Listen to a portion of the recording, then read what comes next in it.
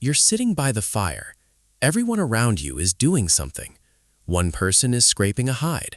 Another is sharpening a tool. Someone else just came back with wood. The children are gathering berries nearby. And then there is one person, just sitting, watching, not helping, not hunting, not building, not gathering, just there. What happens next? In a world where every single calorie had to be earned, where one bad winter could kill half the group, where the difference between enough and not enough was whether everyone pulled their weight, what did ancient humans actually do with someone who simply refused? This is not a question historians usually ask, but the answer reaches all the way into how we punish people today, how we think about fairness, and why the feeling you get when someone isn't pulling their weight is one of the oldest and most powerful emotions a human being can have. Let's start with the reality of what was at stake. A typical hunter-gatherer group had between 15 and 50 people. Every one of them depended on the others to survive. There was no surplus. There was no stockpile large enough to carry dead weight indefinitely. If 3 people stopped contributing, the group felt it within days. If one person stopped during a critical period, a hard winter, a drought, a migration, the consequences could be fatal for everyone. This is why anthropologists who study modern hunter-gatherer groups consistently find the same thing. These societies are intensely fair. Not perfectly fair, but fairness is tracked, remembered, and enforced in ways that would make most modern workplaces look casual by comparison. The first thing ancient humans did was watch. Before anything else, they noticed. Hunter-gatherer societies have almost no privacy. You cannot pretend to be busy when 20 people can see exactly what you are doing at all times.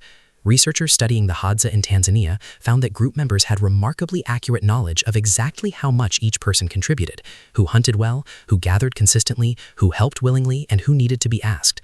This information was shared constantly, through conversation, through gossip, through the stories told around the fire at night. Nothing was missed. Nobody got away with anything for long. The second thing they did was talk. Not to the person directly, not at first. They talked about them. Gossip in hunter-gatherer societies is not idle entertainment. It is a serious social enforcement mechanism. Anthropologist Robin Dunbar has argued that gossip evolved specifically to manage social behavior in groups too large for everyone to monitor everyone else directly. When someone in the group starts slacking, word spreads, reputations form fast. And a bad reputation in a group of 30 people is not a minor inconvenience. It is a survival threat. Because here is the thing about not working in a hunter-gatherer group. The punishment isn't handed down by a chief or a court. It comes from everyone, quietly, all at once. The best food gets shared a little less generously in your direction. The choicest cuts from a hunt end up with the people who helped on the hunt. Nobody says anything directly, but you feel it. The group remembers who contributed and who didn't, and they adjust accordingly. Researchers call this contingent sharing. You share based on what someone has done for the group, and people who consistently take without giving back get less, slowly, socially, undeniably. The third response was direct confrontation, and this is where it gets interesting, because ancient humans did not avoid conflict the way modern polite society tries to. If gossip and reduced sharing didn't work, someone would say something, directly, in front of everyone. Public shaming in hunter-gatherer societies is a formal tool, not a last resort. Anthropologist Christopher Boehm studied dozens of hunter-gatherer groups and found that public criticism, ridicule, and open shaming were standard responses to antisocial behavior. The person who refused to contribute would be called out, loudly, in front of the group.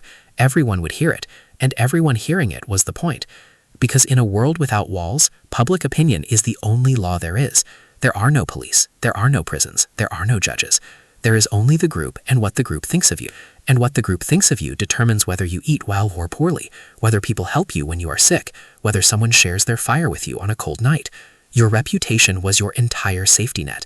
Damaging it was the most serious punishment a society without prisons could deliver.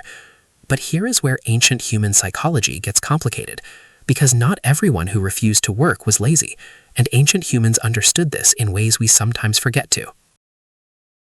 A person lying by the fire might be sick.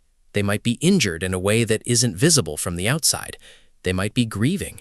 They might be in the kind of darkness that makes getting up feel impossible.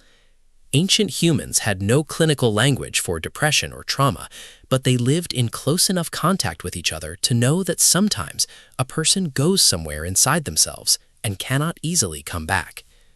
Researchers studying the Kung San people of the Kalahari found that the group distinguished carefully between someone who would not work and someone who could not.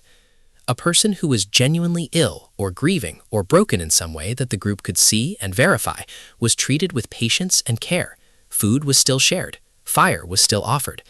The group absorbed the cost because they understood that anyone in the group could end up needing the same thing tomorrow.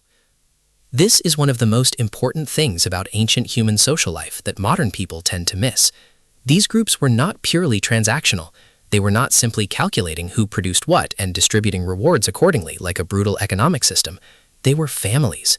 Extended, complicated, occasionally infuriating families, where history and relationship and genuine affection shaped how people were treated as much as productivity did. The person who hunted brilliantly for 10 years and then fell apart for a season was not treated the same as someone who had never contributed and showed no signs of starting. Context mattered, history mattered, and the group held both in mind simultaneously. But for the person who genuinely, repeatedly, and without apparent reason refused to contribute, the final response was the most serious one a hunter-gatherer society had available: ostracism, exclusion from the group, not as a formal punishment announced by anyone in authority, just a collective, gradual withdrawal. People stopped including them, stopped sharing with them, stopped sitting near them.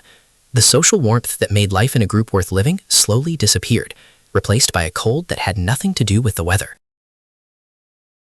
And ostracism in the ancient world was not a social inconvenience, it was a death sentence, delivered slowly.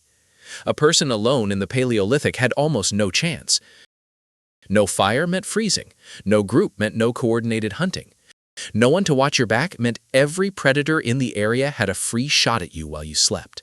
The group was not just your social world, it was your only means of survival. Losing it meant losing everything.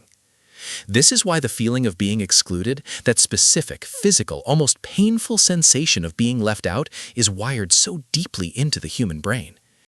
Neuroscientists have found that social exclusion activates the same regions of the brain as physical pain. The same circuits, the same signals, because for most of human history, being excluded from your group was just as dangerous as being stabbed. Your brain learned to treat it accordingly.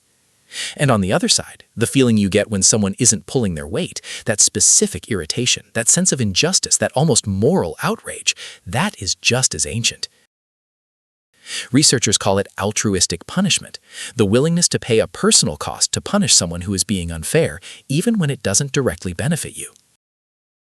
Humans will accept a worse outcome for themselves just to make sure a free rider doesn't get away with it.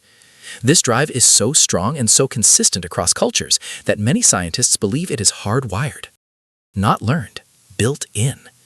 Because a group that let free riders go unchecked would eventually collapse. The members who worked hard would slowly stop working hard. Why contribute fully when someone else is taking without giving? The group that enforced fairness survived. The group that didn't. And after hundreds of thousands of years, the survivors were the ones who felt that outrage, who acted on it, who made sure the person sitting by the fire while everyone else worked understood that this was not acceptable. So the next time you feel that flash of irritation at a colleague who never seems to carry their weight, or that satisfaction when someone who coasted finally faces consequences, that is not pettiness. That is not a character flaw. That is 300,000 years of your ancestors enforcing the rules that kept the group alive. You are not being unfair. You are being human. You always were.